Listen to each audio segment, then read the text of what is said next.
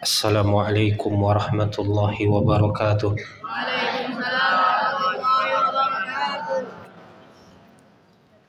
Alhamdulillahi rabbil alamin. Wassalatu wassalamu ala nabiyyina Muhammadin wa ala alihi wa ashabihi wa sairit tabi'in. Allahumma inna nas'aluka ilman nafi'a wa rizqan tayyiba wa amalan mutaqabbala. Allahumma alimna ma yanfa'una wa anfa'na bima 'allamtana wa zidna ilma. Amma ba'du, ayyuhat talabah rahimani Allah wa iyyakum. Para siswa yang semoga dirahmati, dimuliakan oleh Allah Azza wa Jal. Alhamdulillah, di pagi ini kembali kita bisa bertemu di majelis ini, majelis Sirah Nabawiyah. Di sini kita belajar tentang sosok manusia yang paling mulia, kekasih Allah, dan mestinya menjadi kekasih kita semua, yaitu afdalul khalqi ajma'in, baginda Nabi besar Muhammad bin Abdullah salawatullahi wasalamuhu alaih.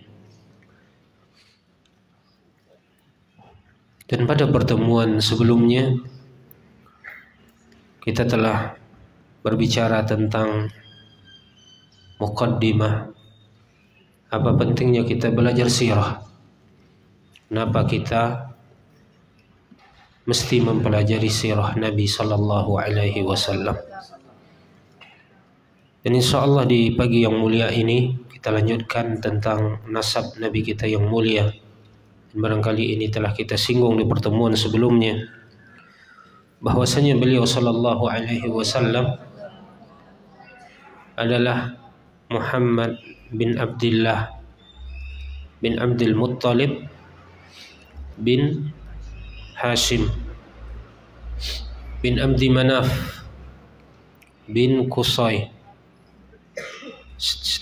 Itu yang banyak pulpen nih, dengarkan Ustaz. Bin Hashim bin Abdi Manaf bin Qusay bin Kilab bin Murrah bin Ka'ab bin Lu'ay bin Ghalib bin Fihir ibn Malik bin Nadar ibn Kinanah ibn Khuzaimah bin Mudrikah bin Ilyas bin Mudar bin Nazzar bin Ma'ad bin Adnan. Nasab beliau sallallahu alaihi wasallam sampai ke Adnan itu disepakati oleh para ulama. Dan para ulama juga sepakat bahwasanya Adnan adalah keturunan Ismail bin Ibrahim alaihi wassalam. Namun nasab antara Adnan sampai kepada Ismail itu diperselisihkan oleh para ulama. Berapa orang antara Adnan sampai kepada Ismail? Ada yang mengatakan 40 orang, ada yang mengatakan 7 orang. Nah, intinya bahwasanya baginda Nabi kita sallallahu alaihi wasallam adalah keturunan Nabi Ismail bin Ibrahim alaihi wassalam. Dan kita mengetahui bahwasanya suku beliau adalah Quraisy. Ya, Nabi kita sukunya apa? Quraisy. Dan Quraisy ini adalah gelar untuk kakek Nabi kita yang ke-10. Siapa kakek Nabi kita yang ke-10? Hashim. Coba antum hitung kakek Nabi yang ke-10. Tadi siapa nama Nabi? Nasabnya Muhammad bin Abdullah bin Abdul Muttalib bin Hashim. Hashim kakek Nabi yang kedua. Yang ke-10 siapa?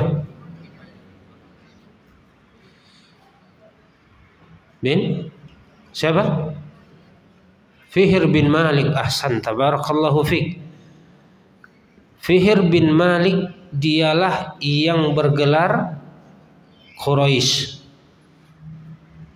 Nah, jadi kalau ada orang bertanya kenapa Nabi ini disebut dari suku Quraisy, kenapa dia Quraisy?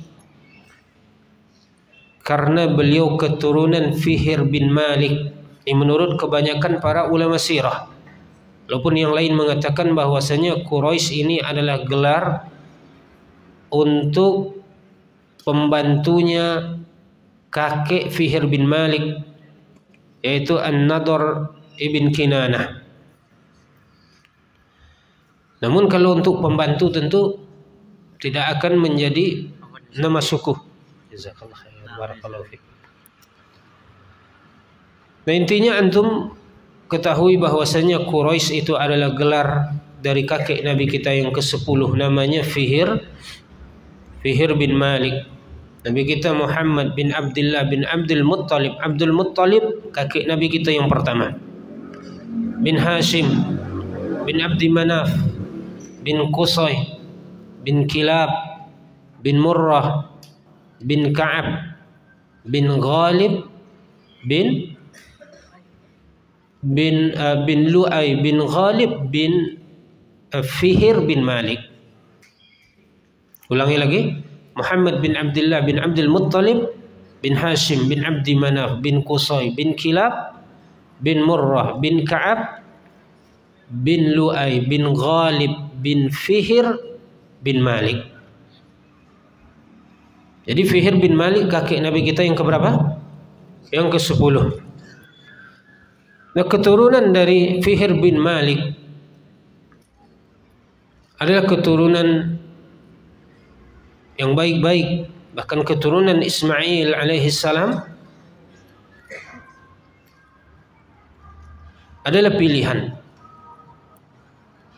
Dan dari keturunan Ismail yang Allah lebihkan adalah Kinanah, Nadhr bin Kinanah atau Kinanah bin Khuzaimah. Nah, dari Kinanah ini Allah pilih Fihr bin Malik yang disebut dengan Quraisy itu. Dan dari Quraisy Allah pilih Bani Hashim. Dan dari Bani Hashim Allah pilih baginda Nabi kita Muhammad sallallahu alaihi wasallam. Dalam sebuah hadis Nabi kita sallallahu alaihi wasallam bersabda, "Innallaha istafa min waladi Ismail Kinanah." Sesungguhnya Allah memilih dari anak-anak Ismail Kinanah. Kinanah kakek Nabi kita yang ke-12. Kinanah bin Khuzaimah namanya. Nah, banyak keturunan Ismail. Maka yang Allah pilih, yang Allah lebihkan adalah Kinanah bin Khuzaimah. Kemudian Nabi kita bersabda, "Summa astafa min Kinanata Quraisyan."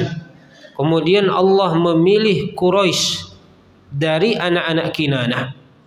Allah lebihkan suku Quraisy atau keturunan Quraisy dibandingkan anak-anak Kinanah yang lain. Summa astafa Bani Hashim min Quraisyin. Kemudian Allah memilih suku atau keturunan Hashim dari Quraisy. Wastafani min Bani Hashim. Dan Allah memilihku dari Bani Hashim. Maka baginda Nabi kita adalah orang pilihan dari pilihan, dan dari pilihan. Dipilih dari keturunan Ismail Kinanah. Dan dari Kinanah Allah lebihkan Quraisy. Dan dari Quraisy Allah lebihkan Bani Hashim. Dan Allah pilih dari keturunan Bani Hashim itu Muhammad bin Abdullah sallallahu alaihi wasallam. Dan di antara keturunan Quraisy yang sangat menonjol sifat kepemimpinannya adalah Qusay bin Kilab. Qusay kakek Nabi kita yang keberapa?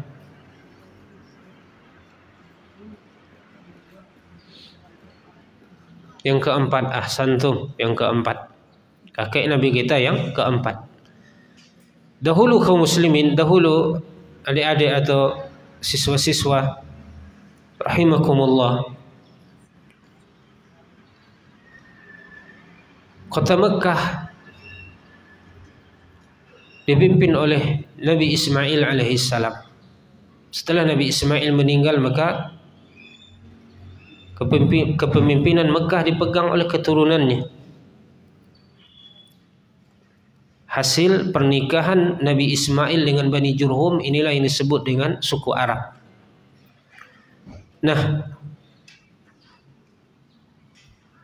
lama setelah Nabi Ismail meninggal dunia, akhirnya orang-orang melakukan maksiat di kota Mekah.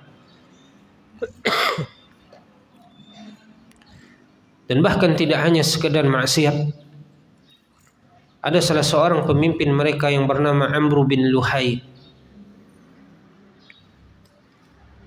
Dia dari Bani Khuza'ah namanya. Dan ketika itu yang memimpin kota Mekah adalah Bani Khuza'ah. Amr bin Luhai, dia seorang pedagang. Suatu ketika dia berdagang ke daerah Syam, dan dia lihat orang-orang Syam menyembah berhala. Maka Amr bin Luhai bertanya kepada mereka, apa yang kalian sembah? Kepada siapa kalian meminta? Kenapa kalian berdoa kepada patung atau berhala ini?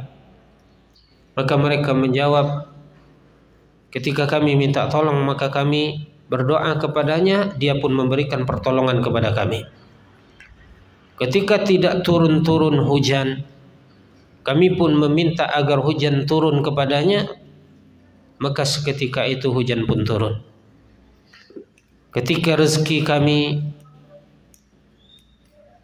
susah dan sempit, maka kami pun meminta kepadanya, akhirnya dia pun melapangkan rezeki kami. Maka Amr bin Luhai mengatakan, kalau begitu berikan kepadaku beberapanya agar aku bawa ke tanah Arab, sehingga orang-orang Arab pun menyembah berhala ini. Maka mereka pun memberikan beberapa patung atau berhala kepada Amr bin Luhai. Dan Amr bin Luhai membawanya ke kota Mekah.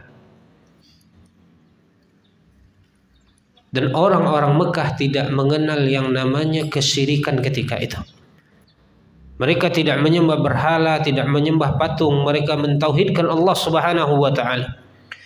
Namun ketika Amr bin Luhai, yang dia adalah seorang pemimpin yang ditaati, ucapannya didengar oleh kaumnya, ketika dia membawa berhala ini, maka dia tancapkan di sisi Ka'bah, dan dia menyuruh rakyatnya untuk menyembah berhala itu. Dan dia mengatakan bahwasanya orang-orang Syam meminta kepada berdoa kepada patung dan berhala. Mereka minta hujan turun, kemudian dikabulkan. Mereka minta agar anaknya sehat, agar rezekinya lapang, itu pun juga dikabulkan. Maka kalian sembahlah ini, kalian berdoalah kepada patung dan berhala ini, niscaya urusan kalian akan baik. Maka masyarakatnya, rakyatnya mengikuti ucapan Amr bin Luhai. Nabi kita sallallahu alaihi wasallam bersabda bahwasanya, aku melihat Amr bin Luhai diseret di neraka sehingga ususnya itu keluar dan dia dalam keadaan terseret, kepala di bawah, ususnya pecah dan diseret, menunjukkan bahwasanya dosa yang dia dapatkan dari perbuatannya itu dan akan terus mengalir selagi ada orang-orang Mekah menyembah berhala, baik itu Lata, Uzza, Hubal, Manat dan yang lainnya. Karena apa? Karena dia pencetus pertama. Ini Amr bin Luhai dari Bani Khuza'ah. Singkat cerita Ustaz sampaikan kepada antum.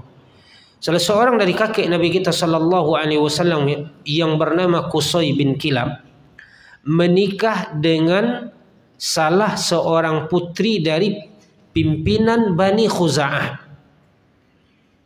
pimpinan Bani Khuza'ah, dan Khuza'ah ketika itu yang memimpin kota Mekah.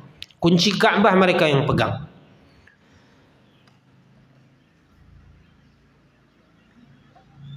Namun terjadi pertikaian antara Qusay dengan Khuza'ah, dengan keluarga istrinya. Akhirnya Qusay bin Kilab mengumpulkan suku-suku Arab yang lainnya dan juga Quraisy, dan ketika itu orang-orang Quraisy tinggal bertebaran di Jazirah Arab. Mereka tidak hanya di Mekah, dan bahkan mereka sedikit yang di Mekah. Mereka ada yang di Hijaz, ada yang di Najd.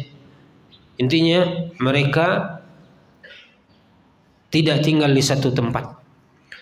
Nah, akhirnya Qusay bin Kilab meminta bantuan dari suku-suku yang lainnya.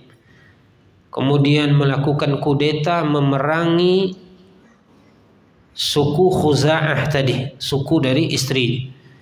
Kemudian Qusay menang. Akhirnya terusirlah orang-orang Bani Khuza'ah dari kota Mekah.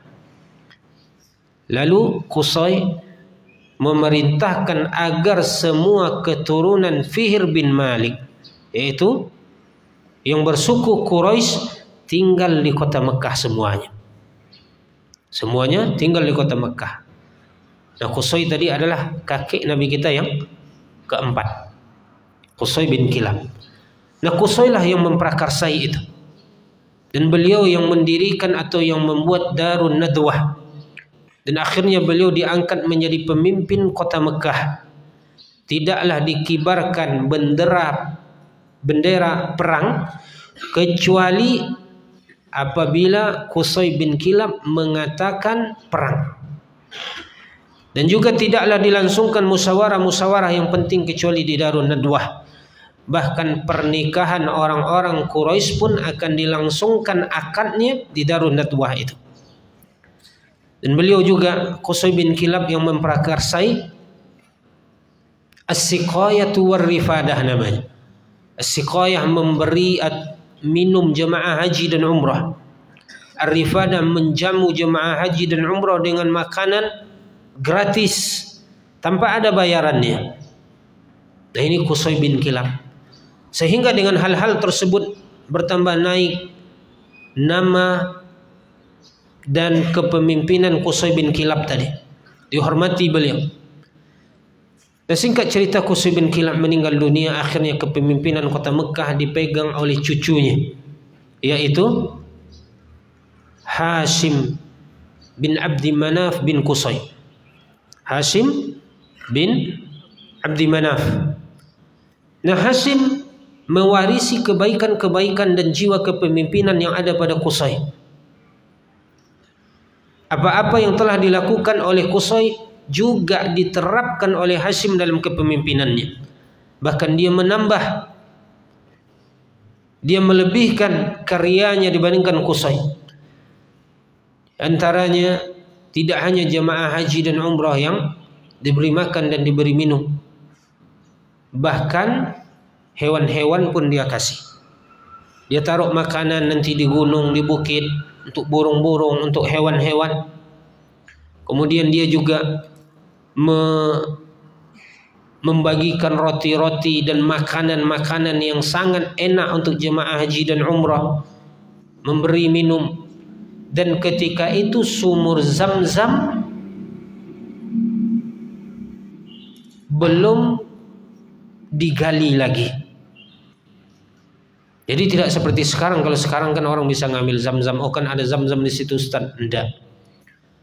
Karena apa? Karena ketika Bani Jurhum setelah Nabi Ismail meninggal dunia, Bani Jurhum yang menguasai Mekah, mereka melakukan perbuatan dosa di sana, maka Allah Subhanahu wa taala menutup sumur Zam-Zam. Allah menutup sumur Zam-Zam.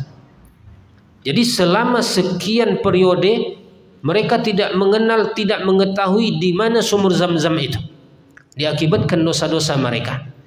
Nah, di zaman Qusay juga tidak mengetahui di mana itu letak titik sumur Zam-Zam. Begitu juga di zaman Hashim. Namun mereka berusaha untuk mengadakan air, untuk menjamu, memberi makan, memberi minum jemaah haji dan jemaah umrah. Maka ini merupakan suatu perbuatan yang sangat mulia. Hashim bin Abdi Manaf. Kemudian Hashim bin Abdi Manaf, di antara jasanya kepada orang-orang Mekah adalah dia yang memprakarsai rihlat asyita was-saif, perjalanan dagang di musim dingin ke daerah Yaman dan perjalanan dagang di musim panas ke daerah Syam. Nah, ini yang memiliki ide pertama kali adalah Hashim bin Abdi Manaf. Hashim bin Abdi Manaf. Dan beliau mengetahui bahwasanya Mekah adalah tanah yang gersang. Dia tidak sama seperti Yathrib dan Taif yang mana tanahnya subur dan pertaniannya makmur.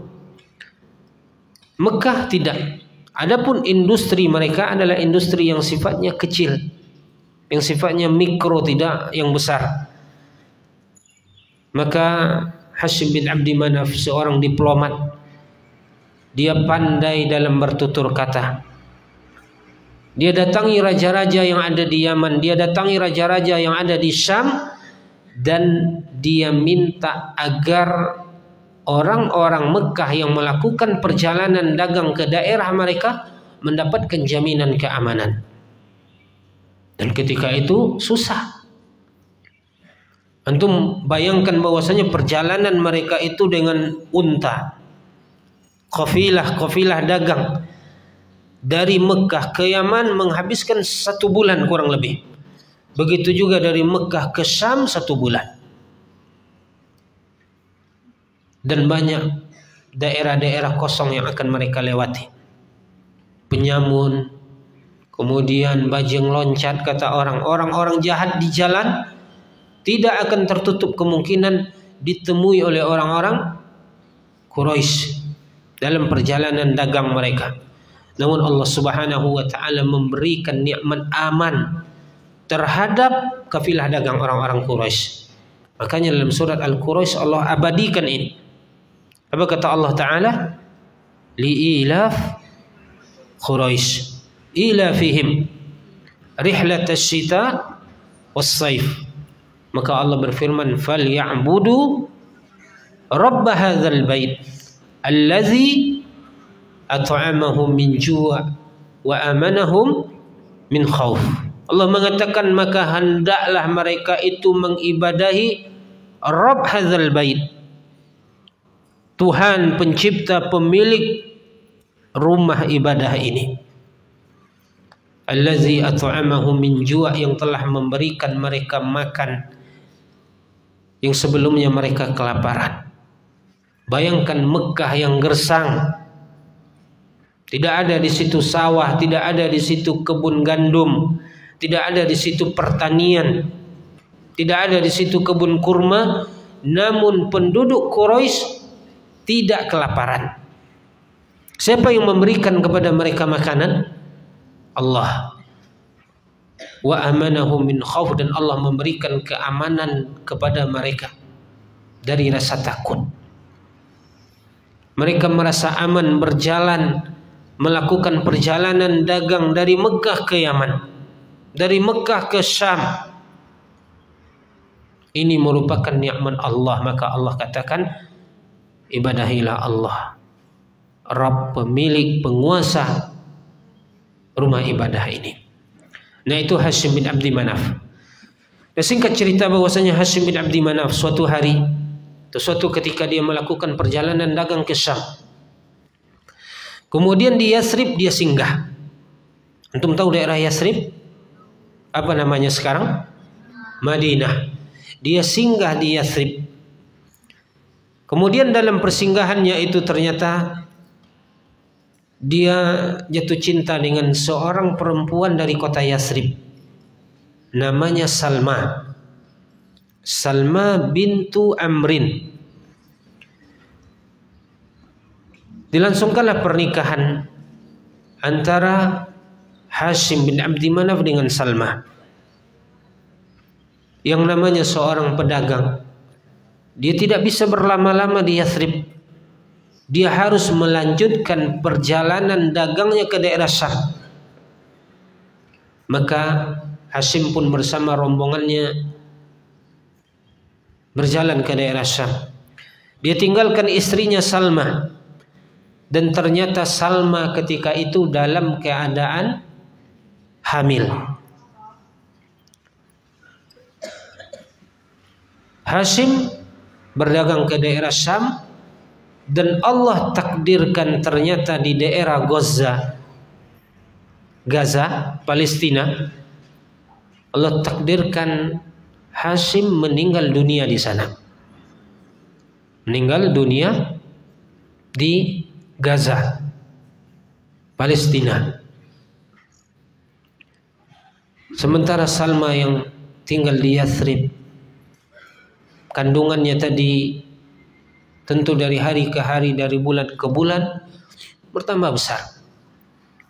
Singkat cerita, Salma melahirkan anak Hashim, dan ayahnya telah meninggal dunia di Palestina. Dan ternyata Salma melihat anak yang dia lahirkan ini, ternyata di rambutnya ada uban, di kepalanya sudah ada rambut putih, padahal masih bayi. Maka Salma pun menamakan anaknya ini dengan Syaibah. Apa arti Syaibah? Rambut putih atau uban.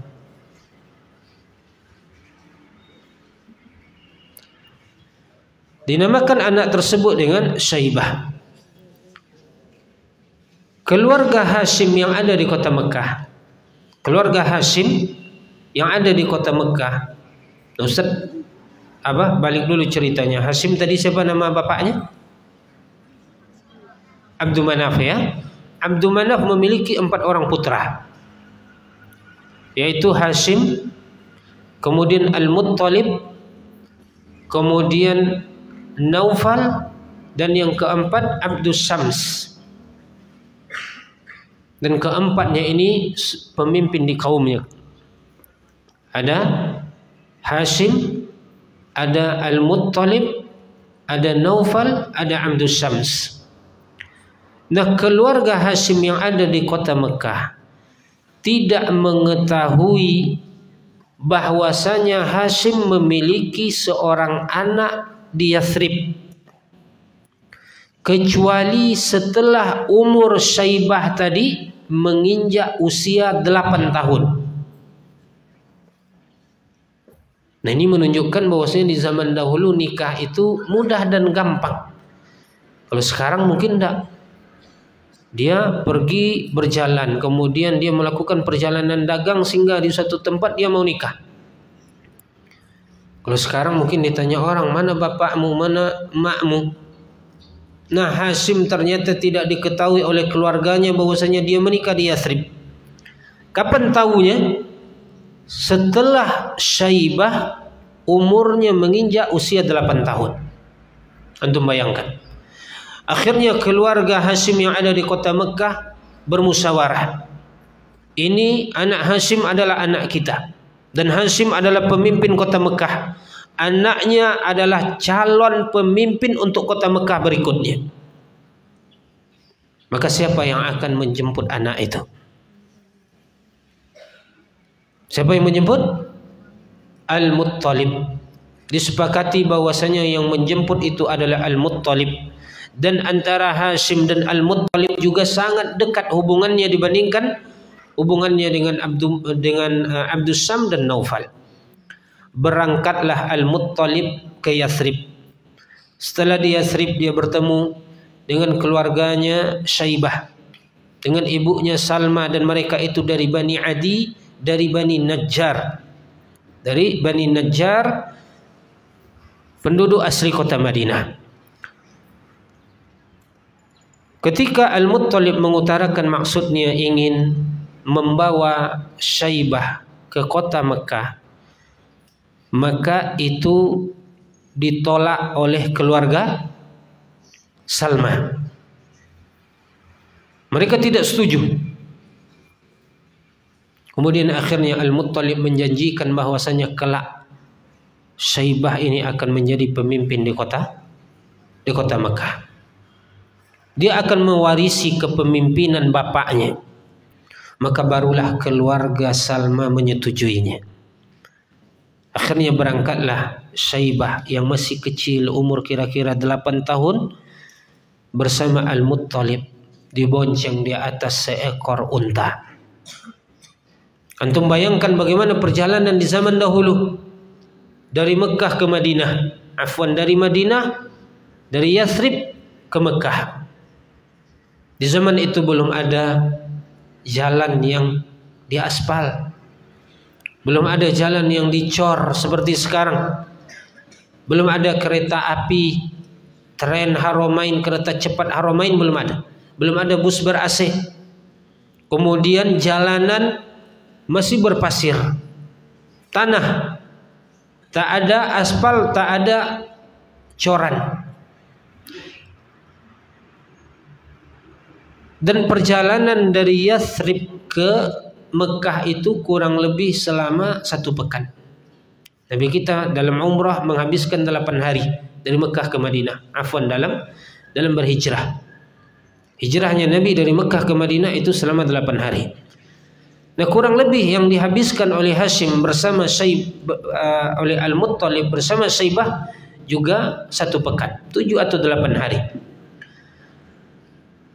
Ketika sampai di kota Mekah,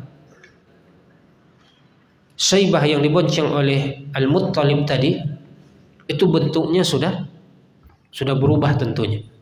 Di zaman itu belum ada yang namanya rest area seperti sekarang. Ada mungkin tempat berhenti sebentar, namun tentu tidak seperti sekarang. Barangkali sudah sekian hari mereka tidak ketemu air, tidak mandi, tidak ganti baju. Maka Syaibah yang dibonceng oleh Al-Muttalib tadi dilihat oleh penduduk kota Mekah itu rupanya seperti budak. Tampangnya ini sudah seperti budak, sudah dekil, sudah kotor, sudah sekian hari barangkali tidak mandi, bajunya sudah compang-camping, rambutnya mungkin sudah kusut. Maka orang-orang menganggap bahwasanya dia itu adalah budak Al-Muttalib. Maka orang mengatakan hadza Abdul Muttalib. Budak bahasa Arabnya apa? Abdul. Maka orang mengatakan hadza Abdul Muttalib, ini adalah Abdul Muttalib. Hadza Abdul Muttalib. Orang-orang Mekah di gerbang kota Mekah itu mengatakan ini Abdul Muttalib, ini Abdul Muttalib, ini budaknya Al-Muttalib, ini budaknya Al-Muttalib. Al-Muttalib mengatakan tidak, ini bukan budak saya, namun ini adalah keponakan saya, ini adalah anaknya Hashim. Namanya tadi siapa? Syaibah.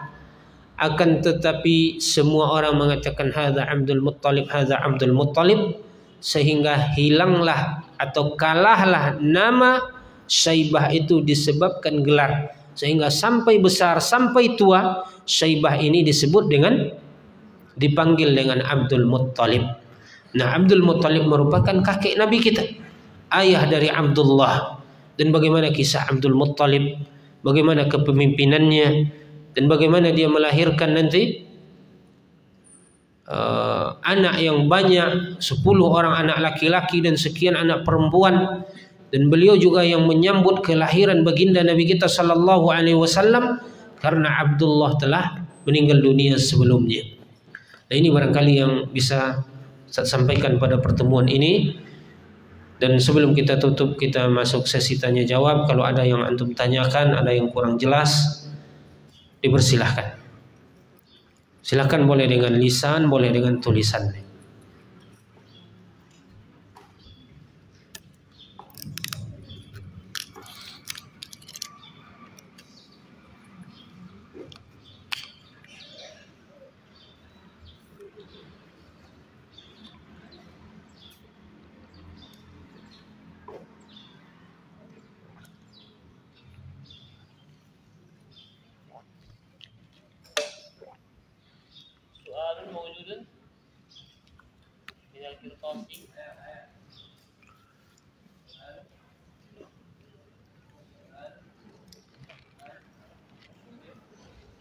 في سؤال Mafi?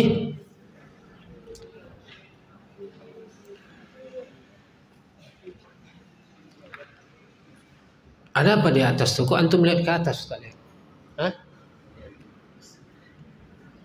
Ustaznya di atas.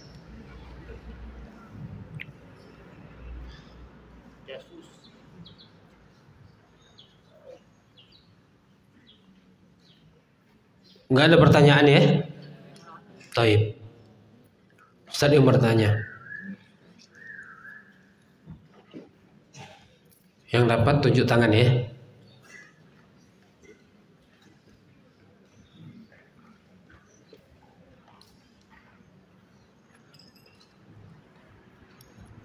Siapakah dari kakek Nabi kita Sallallahu Alaihi Wasallam yang digelari dengan Quraisy? Taib.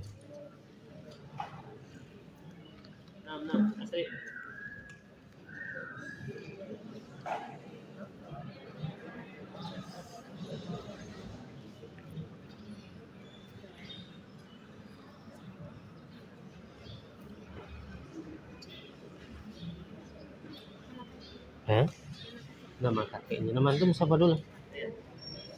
Assalamualaikum warahmatullahi wabarakatuh. Waalaikumsalam. Ismi Hanif.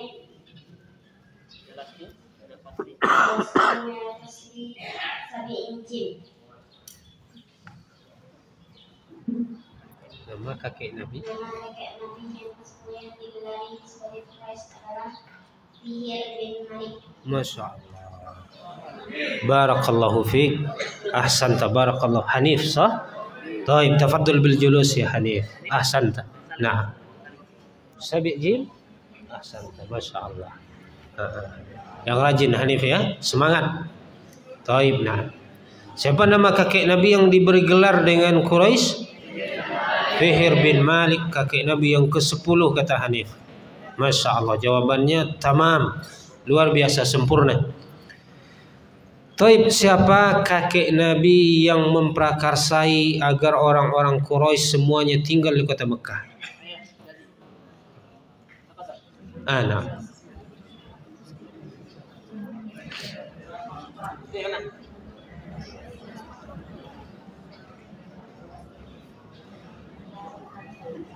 Insya Allah dapat hadiah dari sekolah ya.